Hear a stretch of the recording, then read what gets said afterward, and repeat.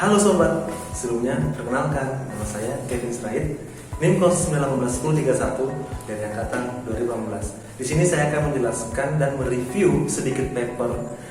Sebelumnya saya ingin mengenalkan teman-teman saya. Yang pertama adalah Husein Sahab, NIM 09181026 dan Patrick Willy, NIM 09181052. Judul paper yang kami angkat pada hari ini ialah The National Shipbuilding Research Program Paper Number 18 New Application of Industrial Robot to Shipping. Saya akan sedikit meringkas jurnal ini. Ya, jadi mewujudkan otomisasi di industri perkapalan adalah sangat penting. Terutama kita harus mengurangi harga pengeluaran dari pembuatan kapal dan meningkatkan kualitasnya. Namun, kapabilitas dan fungsinya terbukti. Otomisasi dalam hal ini belum diterapkan di industri galangan kapal. Ini terutama dikarenakan robot-robot ini tidak dapat dipindahkan ataupun mudah disesuaikan dengan variasi tempat kerja atau lingkungan industri kapal.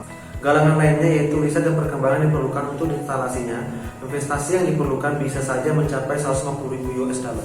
Di jurnal ini juga disebutkan benefit dari penggunaan robot-robot pada galangan, yaitu yang pertama, hasil yang diberikan oleh robot-robot ini akan jauh lebih baik dibanding pekerja biasa karena tugas yang dikerjakan dapat diselesaikan jauh lebih cepat. Yang kedua, diperbaikan kondisi kerja, akan dibutuhkannya operator mesin dan supervisor. Yang ketiga, meningkatkan produktivitas pekerjaan. Dan yang keempat adalah pekerjaan kotor yang tidak dapat dilakukan indoor sekarang bisa dilakukan, contohnya pengecatan. Berdasarkan kunjungan studi banding ke beberapa galangan dan mengulas konstruksi kapal yang sedang bekerja, beberapa penerapan baru dari robot-robot industri di galangan diusulkan. Perkiraan pertama yaitu mengindikasi bahwa waktu yang diperlukan untuk industri perkapalan dapat berkurang dari 50% hingga 80% dengan adanya penambahan beberapa konsep station robot. Walaupun kontrol dari robot-robot ini dapat terintegrasi dalam sistem CAD atau CAM, teknik manual masih bisa disesuaikan. Membuat seseorang pekerja dapat memprogram robot tersebut. Penerapan itu adalah sebagai berikut. Yang pertama, penggunaan robot pada pengelasan dapat diterapkan pada bidang yang bergerak atau tidak bergerak. Yang kedua, penggunaan robot-robot tube flame atau plasma arch cutting untuk memotong bagian yang berbentuk tidak normal seperti profil-profil. Dan yang ketiga adalah menggunakan robot-robot untuk grinding dan penggunaan robot-robot untuk blasting.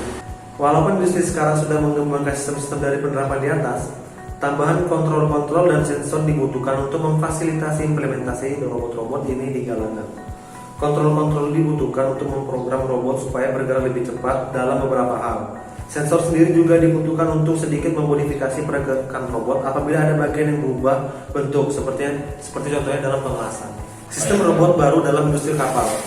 Teknik pemrograman cepat. Di sini disebutkan bahwa pemrograman robot yang lebih cepat dalam meningkatkan kinerja dalam satu galangan. Contoh simpelnya yaitu penggunaan kotak kontrol untuk mengendalikan robot tersebut. Di sini disebutkan juga robot welding atau pengelasan menggunakan robot. Robot welding ini juga bisa menghemat pengeluaran dan produktivitas kapal dari 80% sampai 98%. Di sini juga ditunjukkan sistem robotik. Yang kita tahu pengelasan itu berguna untuk membuat suatu bagian kapal yang terbilang cukup rumit, dan penggunaan robot tentu saja dapat meningkatkan produktivitas untuk mengurangi hukuman error dan pengerjaan yang lebih cepat. Hal ini juga sama seperti pada robot cutting serta robot grinding system. Hal-hal yang rumit seperti ini seharusnya dapat digunakan cutting system serta grinding system. Beberapa dari sistem-sistem robot yang lain, painting robot memberikan keunggulan bukan hanya dari bidang ekonomi. Pengecatan merupakan pekerjaan yang berbahaya dan sangat kotor. Bila diterapkan dalam penggunaan sistemasi robot, maka hal ini dapat dicegah. Penggunaan robot akan membuat pekerjaan akan lebih rapi dan bisa dilakukan dalam ruangan. Tidak diperlukannya pekerjaan untuk turun langsung dalam pengecatan membuat proses pengecatan lebih aman. Summary of conceptual design. Pengonsepan dari penggunaan robot yang disebutkan sebelumnya harus dilakukan agar dapat diketahui pemasukan dan pengeluarannya. Seperti yang ditunjukkan di dalam tabel 2 ini, disebutkan konsepan robot yang akan di-install di dalam galangan bersama harga awalnya. Pengeluaran ini sudah termasuk perkiraan harga, alat pendukung, dan harga instalasi. Manajemen galangan harus membuat seleksi agar dapat berdasarkan kebutuhan mereka. Baik, saya Husein Sahab 09181026 dan saya akan melanjutkan dengan review dari jurnal ini. Yang pertama kita akan membahas kelebihan dari jurnal atau paper ini. Yang pertama yang saya ingin bahas adalah dari tata bahasa yang digunakan di jurnal ini. Bahasa yang digunakan tuh cukup jelas dan mudah dipahami.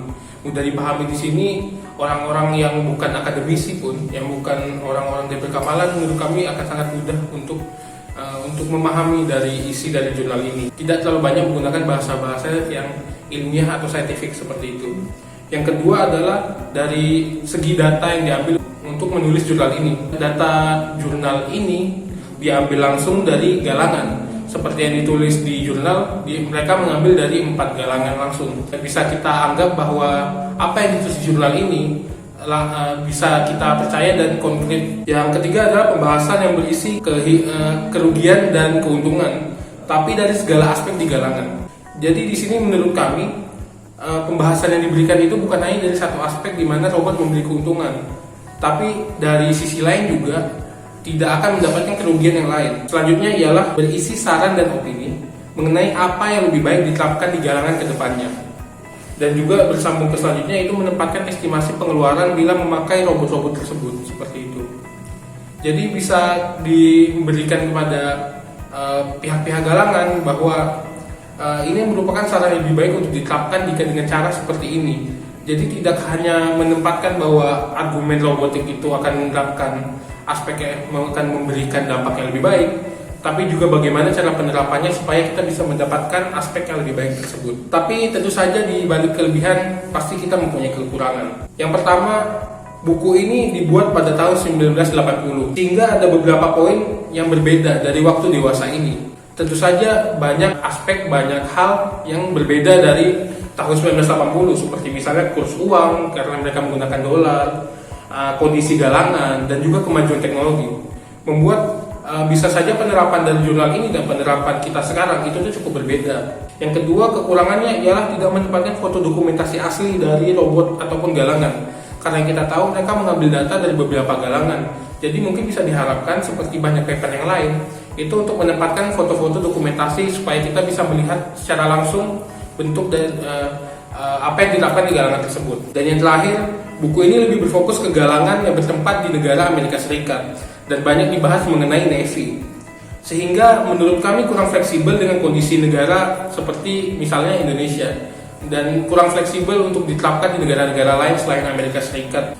Seperti contoh perbedaan geografis, perbedaan lingkungan, perbedaan sumber daya manusianya, perbedaan urgensi, hingga perbedaan kondisi ekonomi yang tentu saja pasti sangat berdampak pada penerapan robot-robot ini. Saya Patrick, NIM 0952. Selanjutnya saya akan membahas tentang implementasi robotik di negara kita terkait dengan jurnal yang sudah kita bahas. Seperti yang kita ketahui sebelumnya, contoh pengaplikasian robotik pada galangan yang telah kita baca pada jurnal sebelumnya, bahwa di mana memang penggunaan robot sebagai alat pemroduksian kapal pada galangan sangatlah penting.